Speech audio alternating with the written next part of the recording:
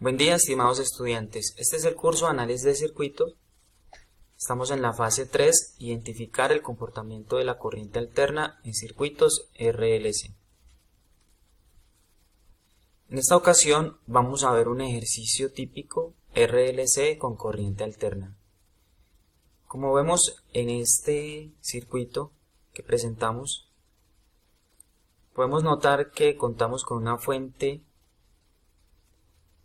con una frecuencia de 1 kHz, tenemos un voltaje pico de 20 voltios, contamos con dos inductores que denominamos L1 y L2, L1 con 10 milihenrios, L2 con 40 milihenrios, tenemos dos capacitores C1 y C2, C1 con 50 nanofaradios, C2 con 10 nanofaradios y dos resistencias, una de 100 ohmios y una de 500 ohmios. Entonces, el primer paso para afrontar este tipo de circuitos es el cálculo de las reactancias. Primero vamos a calcular las reactancias inductivas, luego las capacitivas. Para el cálculo de la reactancia inductiva tenemos que la fórmula es la frecuencia angular por la inductancia, que también es lo mismo decir 2 por pi por la frecuencia por la inductancia.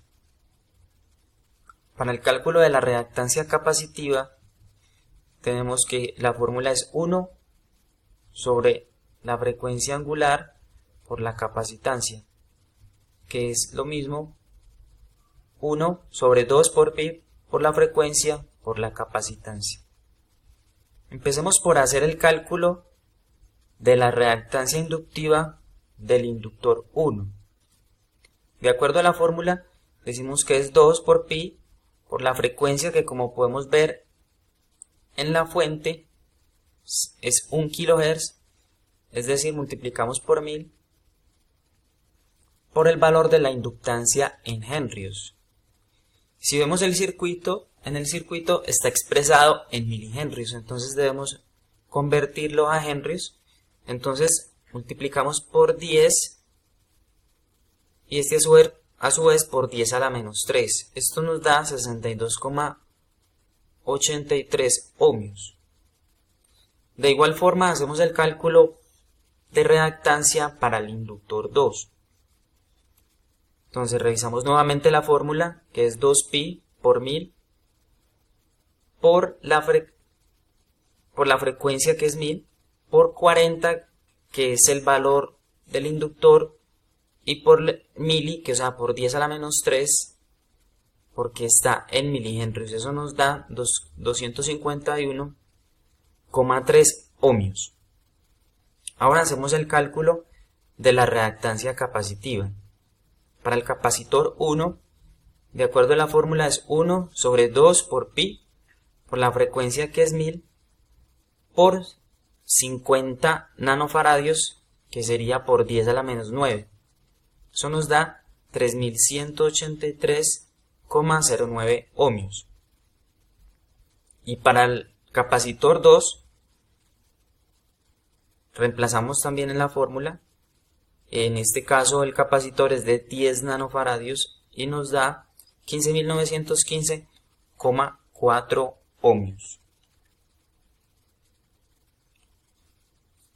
Ahora debemos hacer el cálculo de las impedancias. Debemos tener en cuenta que en las bobinas el voltaje se adelanta a 90 grados. Entonces, ya teníamos el valor de la reactancia inductiva, que era 62,83 ohmios. Entonces, para el cálculo de la impedancia, como la bobina se adelanta, el voltaje en la bobina se adelanta a 90 grados, entonces el valor de la impedancia en el inductor 1 es 62,8 a un ángulo de 90 grados. De igual manera, para el inductor 2 nos daría 251,3 a un ángulo de 90 grados. En los condensadores el voltaje se retrasa a 90 grados. Entonces, para el condensador 1 ya hemos calculado la reactancia, que era 3183. Entonces ahora, para el cálculo de la impedancia, le colocamos un ángulo de menos 90 grados. Y de igual forma, para el capacitor 2, sería 15.915,4 a un ángulo de menos 90 grados, por la explicación que acabamos de dar. En las resistencias, el ángulo del voltaje, el ángulo de la resistencia, toma el valor del ángulo de la fuente de voltaje, ¿sí?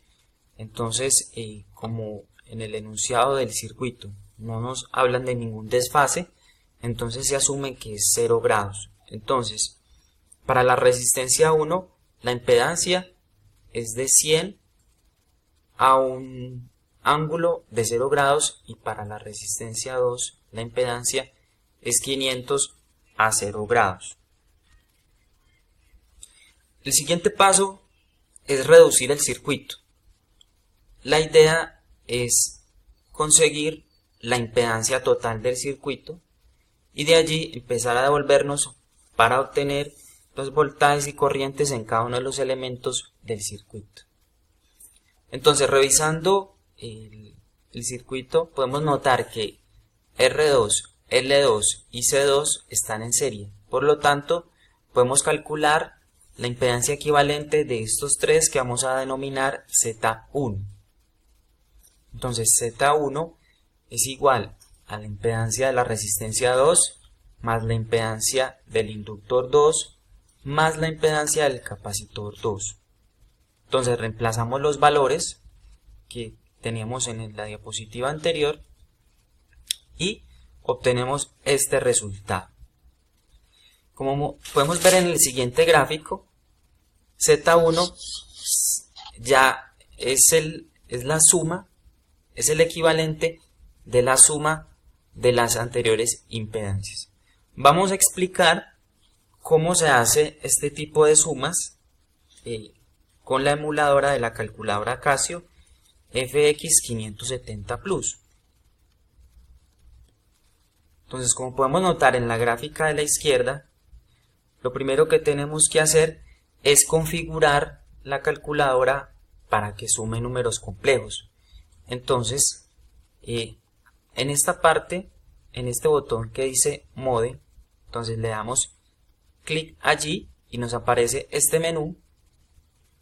Luego apretamos el número 2 y listo, queda la calculadora trabajando en números complejos. Lo siguiente que tenemos que hacer es que nos muestre la notación de fasores. Entonces, para esto vamos a hacer lo siguiente: le damos clic en Shift, luego le damos clic en Mode, luego le damos la opción 3 y luego le damos la opción 2, que es la que está mostrada aquí en pantalla, que es este tipo de representación, que es la que estamos trabajando en este ejemplo. Para obtener este símbolo que es el de los grados, se obtiene apretando Shift y apretando esta tecla. Como podemos ver acá, aquí podemos encontrar este símbolo. De resto, la calculadora se maneja como una calculadora normal. Continuamos con la reducción del circuito. Revisando el circuito, podemos notar que R1 y Z1, estas dos, están en paralelo.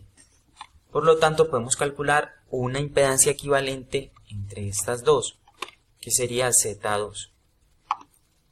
Se maneja de la misma manera como hemos manejado resistencias en paralelo. Se usa la misma fórmula. Entonces decimos que Z2 es igual a la impedancia de la resistencia 1 por la impedancia 1 sobre la impedancia de la resistencia 1 más la impedancia equivalente 1. Reemplazamos los valores, hacemos los cálculos con la calculadora y obtenemos este valor, 99,9 a un ángulo de menos 0,36 grados.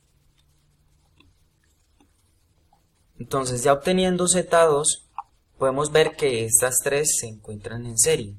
Entonces de allí podemos obtener una impedancia equivalente Z3, que en este caso sería la misma impedancia total del circuito. Como están en serie, simplemente como vemos aquí, se suman cada una de ellas, reemplazamos los valores y con la calculadora obtenemos este valor, 3122,49 a un ángulo de menos 88,16 grados, sería el valor de esta impedancia total, que sería la impedancia total del circuito.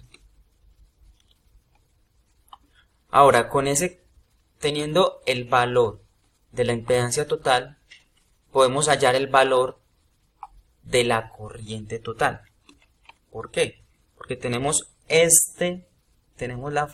valor del voltaje, tenemos el valor de la impedancia, podemos calcular la corriente que pasa por esta impedancia total. Entonces, tenemos que tener en cuenta algo, y es que como el valor de voltaje que nos dan de la fuente es un voltaje pico, debemos convertirlo a un voltaje RMS. Entonces, el valor de la fuente, que sería 20, lo dividimos por raíz de 2 para que nos dé un voltaje RMS. Esto lo dividimos sobre la impedancia total del circuito y nos da el valor de la corriente total, que sería 4,5 a un ángulo de 88,16 grados. Esa sería la corriente total del circuito. Entonces, si nos devolvemos al gráfico anterior, teníamos que Z3 era la suma de estos tres. Entonces podemos darnos cuenta que esta corriente es la corriente que pasa tanto por el inductor 1, por el capacitor 1 y por Z2.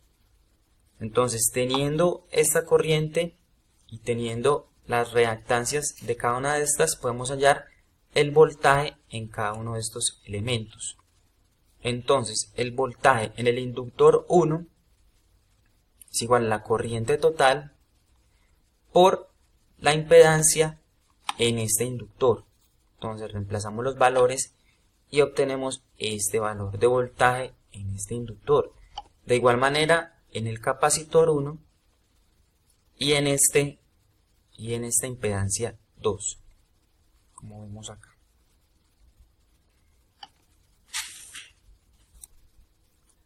Recordemos que Z2 proviene de un paralelo entre R1 y Z1. Por lo tanto, el voltaje que hallamos en Z2, lo tenemos expresado acá en la impedancia 2, es igual al voltaje en R1 y al voltaje en esta impedancia, por lo que están en paralelo. Por lo tanto, podemos calcular la corriente que pasa por la impedancia 1, por esta impedancia 1, que ya tenemos el voltaje. Entonces podemos decir que la corriente en la impedancia 1 es igual al voltaje en la impedancia 2, que ya lo hallamos, sobre el valor de la impedancia 1. Reemplazamos los valores y obtenemos el valor de la corriente en esta impedancia.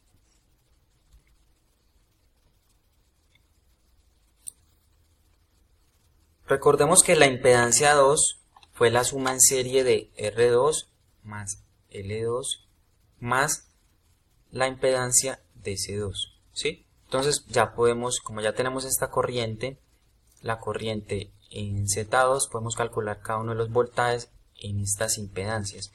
Entonces el voltaje en R2 es igual a la corriente que teníamos acá por el valor de la impedancia R2, que en este caso sería 2,88 por 10 a la menos 5 a un ángulo de 175,97 grados por el valor de la impedancia en R2, que es 500 a un ángulo de 0 grados, y obtenemos este valor. De igual manera, para el inductor 2 tenemos la corriente en la impedancia 1, que como vimos es la suma en serie de estas tres impedancias, por el valor de la impedancia en el inductor 2. ¿Sí? Realizamos la respectiva operación y obtenemos el valor del voltaje en el inductor.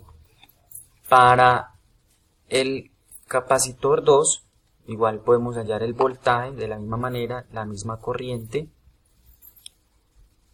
Hallamos y lo multiplicamos por el valor de la impedancia del condensador 2, reemplazamos los valores y obtenemos este valor. Esta es la simulación del circuito que fue realizada en Multisim. Acá estamos comparando el valor del voltaje de entrada con el voltaje de salida. Como podemos notar, el medidor de entrada es el azul, que nos muestra aquí la gráfica azul. El verde sería el valor del voltaje al finalizar en esta parte del circuito. Y acá podemos notar,